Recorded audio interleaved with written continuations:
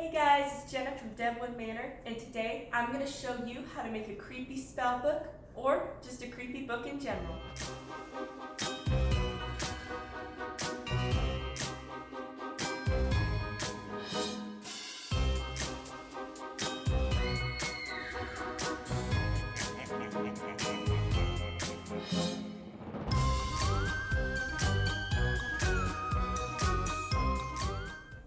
Alright, so today we're going to make a spell book. And what we are doing is we're going to use a book that we got from the Goodwill or any thrift store that's around you. And when you look through a book, first thing you're going to do when you get it is you want to look through all the pages just to make sure nothing is left behind of previous owners. We found things from driver's licenses to even a library card. Now, the technique we're using today is very similar to the technique we used when we did our potion models. If you haven't seen that video, I suggest you go see it, and it'll give you a better understanding of what we're doing. So we're going to use tissue paper for this one. Now, tissue paper is inexpensive to get, and you can get it from family gatherings. If you just tell them to save it ahead of time, it'll make it a bit cheaper. You want to unfold it. I'm just going to rip it right now to get me a more manageable piece to work with. What you're going to do is you're going to crinkle it up. The more crinkled, the better. You're going to slowly unfold it. You want to be careful not to smooth it out too much because you want the wrinkles in it. And that's going to give us an old-looking leather look. So today we're using Mod Podge, and this is kind of like a White Elmer's glue. We're using it because we know it works. You can use any type of glue you want, but this is just what we use. All right, so we're going to unscrew it. Take off the protective cover. You're going to want a bigger paintbrush just so you get a bit more coverage. We're going to dip it into the glue, if I can get any on it. And you're just going to go in thick stripes, and you're just going to want to cover your whole book in it.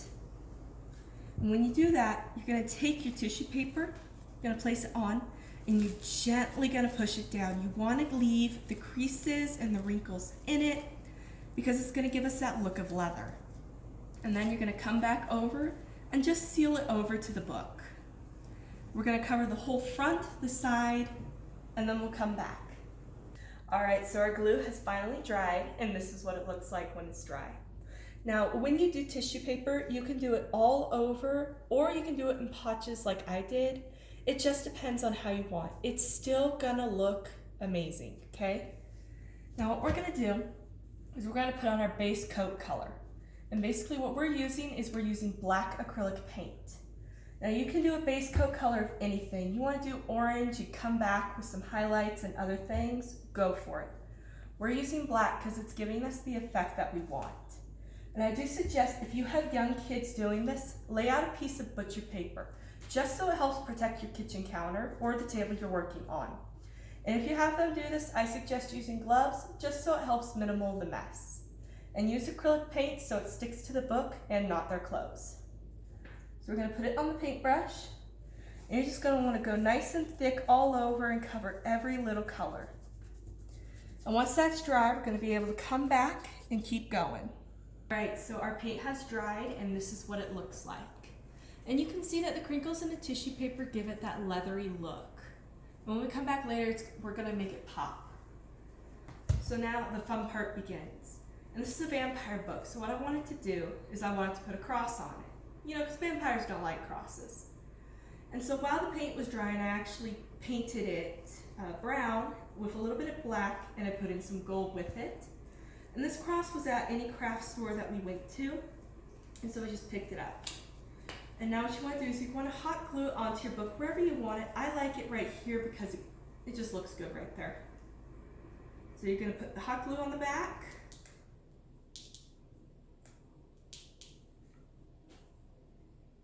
I'm just going to place it on, and you're going to press it down just so it glues. All right.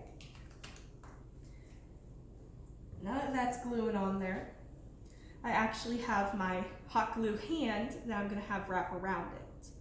Now, I did go ahead and I did skip ahead a little bit, and I made the hot glue hand using our silicone skeleton hand, and the claws of our dragon hand mold. Now these are silicone. When you use hot glue, you're gonna want a silicone mold, okay? First off, they're flexible, the hot glue can pop out, and they're heat resistant. What you don't want is a hard plastic mold because you can't pop out the hot glue and the hot glue will melt to it. So first thing we're gonna do, we're just gonna line up our fingers how we want it. I want it coming out onto the cross, and so that's what I'm gonna do. Now when you make your book, you can do any type of design you really want. It's up to you, it's your book, do it how you want it to look. So I kind of like it like that. And so now I'm going to start gluing with the pinky because I can adjust the rest of the hand accordingly. So I'm going to take off these fingers. I'm going to line up the pinky where I want it. I want it right about there. I'm going to take my hot glue, just put a little daub on the bottom of it. I'm going to come back, I'm going to put it where I want it, and I'm just going to press down the bottom of it. And that's gluing it to the book. And I'm going to do this with the rest of my fingers, get them all lined up. And now you can see right here real quick where the finger actually meets the book. Now I don't like the look of that, so I'm going to take tissue paper and I'm going to come up to right about here and I'm just going to make it look like the finger is part of the book, just to help hide it. Again, you can leave it however you want, that's just how I'd like to do it. All right, so we glued on our hand and I painted it this time. And now what I also did was I wrote the word vampire out in hot glue. Now, if you want to put a word on your book, you can do it just straight onto the book, or if you're a little shaky or unsure of how you want it to look, write your words out onto a silicone mat, pop them off, and then hot glue them on. Now, I also had to put a base coat of paint on it, and the base coat we used was black so it matches with the rest of the book. You can use any color.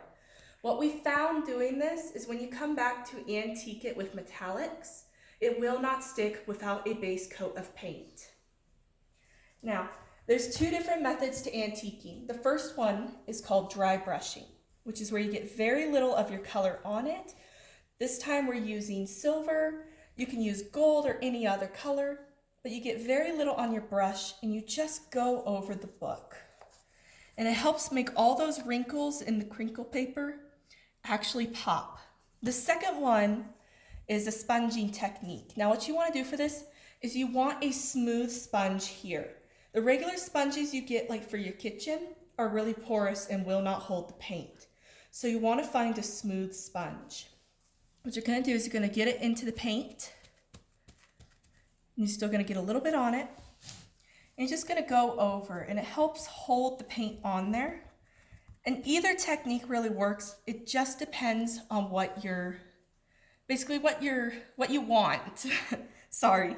I enjoy the dry brushing personally. My mom loves the sponging technique. It just depends on what you'd like. Either one really works.